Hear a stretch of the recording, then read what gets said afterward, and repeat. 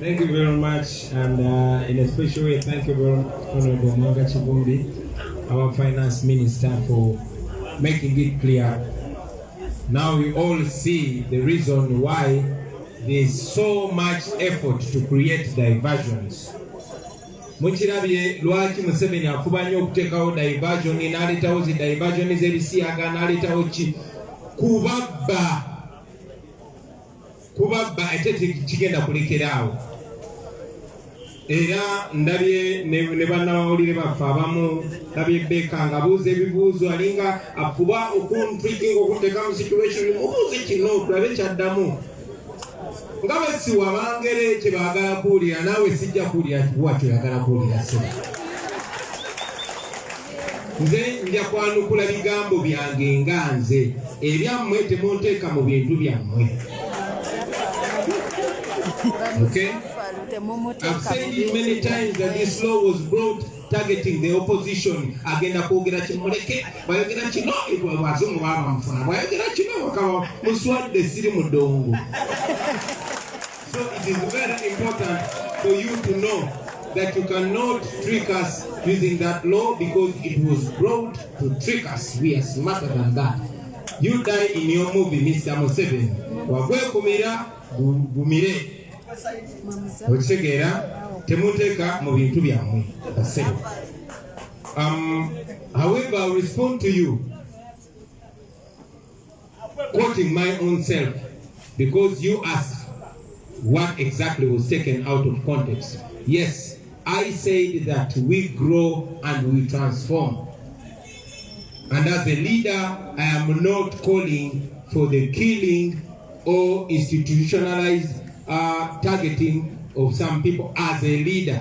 I might disagree with them, but I'm not calling for their killing. Okay? Rachel, Jakade making it very clear to you, Sebo. Temuntekka Mubintu Byamwee. Carlton Scopia. Eche chibuzo njagala chibuze ku Andrew Mwenda. Sinze. Mukyala wange akutumidde. Njagala mumanyi naye ate neta kubajjukiza mulete munywegerere wano maama. Another thing you said that I said that some of my MPs work with or for Museveni. Don't you know them? Do I need to explain that? You know them. And yes, nabagamba nti kusonga ya babaka ba parliament nabagamba buli omu agenda akozesa judgment ye ng'omuntu. Akozesa judgment ye ng'omuntu. Abatali ba NUP si nsonga yange. However, sijagana bantu bonna abapagandisi ba Museveni kuba uko kibaleeta kugezaako Kinteeka konze baali bantaddeko emmundu. Nyina emmundu zange bbiri ziri eyo bankwata nazo mbu mu hoteli Marua. Nze gwolaba bafubye okugamba nti nsosola mu mawanga ng'omukyala gwennyina n'emikwano gyange gye mumanyiko tekuli Muganda. So bajja kukozesa buli kigambo kyonna naye Katonda kyasazeewo temugenda kistopinga. There's no amount of propaganda that is going to divert us. We want to remove Museveni and we are not going to stop. And the people of Uganda are not fools. They are smarter than that. They can see through all this propaganda.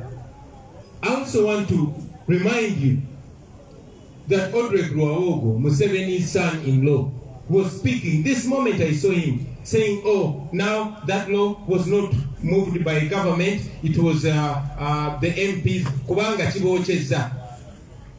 Museveni's son-in-law is struggling to go and explain himself that. And I saw him saying that they want to repeal this law by the end of this year. As if he's caught. To show you that here it is family rule. Kanjide mu Luganda mukitegere. Mutabani wa Museveni yawasa muwala we Rwabogo mulabe ku machaga leero nga yeegaana etteeka erisi agamba si gavumenti obulaba MOP baliisa ku lwabwe era nga asuubiza nti etteeka bagala disazaamu ng'omwaka guno tegunnagwako kubanga kibokyezza bafagane na bisiyaga byabwe be babitandika bakwatagane nabyo. Temutuyingiza mu bintu byammwe.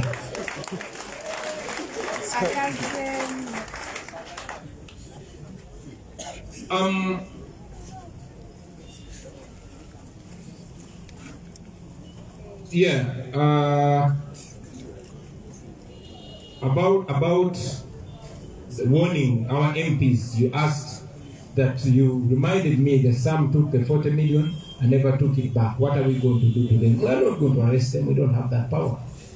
But at least we know that we have what is much more powerful than violence or arresting, and that is communicating with the people.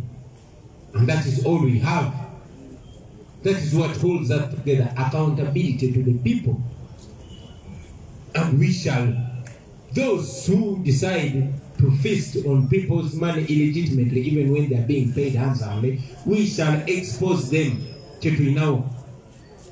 Abo bonna bonna abanayigatta mu kulya ssente z'omusolo mu bubbi tujja balabisa kye tulinawo ekyo kyekyobugaga kye tulina accountability eri abantu be tukulembera abaatulonda, era kyekyamaanyi kye tulina, era kye tuwoninga abakulembeze baffe bonna.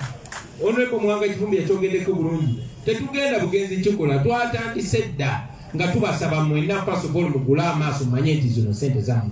Ekyokubiri, ba artist muyinza okuba temubalinaako control kusibu temulina muntu gwemwalonda afuuke star, naye ababaka mwe abalonda musobola okubasanga ku Mwenge, mu constituency, mu Sawuna, mu Lodge, yonna gye muba mubasanze ne mubagamba gundi oli ku ssente zaffe erya ziri ez'omusaala tolya ez'amalwaliro n'ez'enguudo.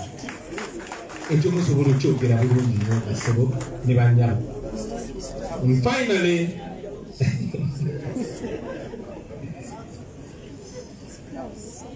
say stay house. Azijana kukwata omuliro oba oliawo omu yabaddeyo ne Katonda akola. Finally, about our next parliamentary leadership, lwaki mututwala speed? First, I want to make it clear that it's not my personal decision. I might be the leader of this organization, but in our organization, it's not about the leader. It's about the leadership. That is a National Executive Committee resolution. So now, ababadde balinda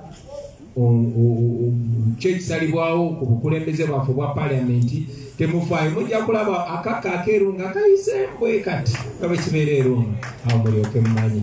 As for now, mugira mutulekamu tukole emirimu gyaffe naye mututeekeko eriiso nga George. Thank you very much, ladies and gentlemen.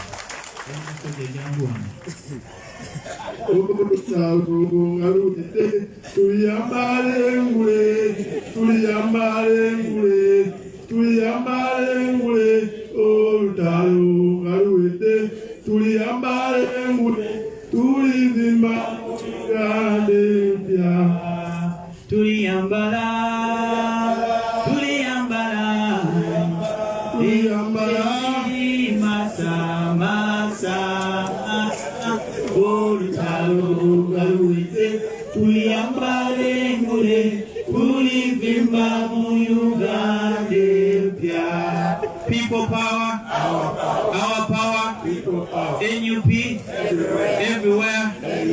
Thank you, ladies and gentlemen.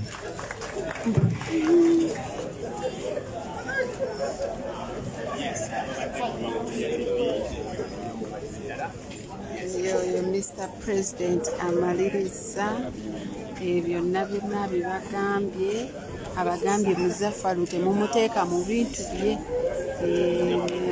tetulina.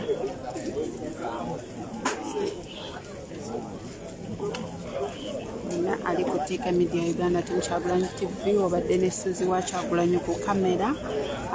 Saawa tugenda kubanga tubasibulira wano essaawa eno yennyini mwebale okubeerako ku TEMUTUYINGIZA Media Uganda ne Temukyala TV n'endala zonna ze tuweerezaako.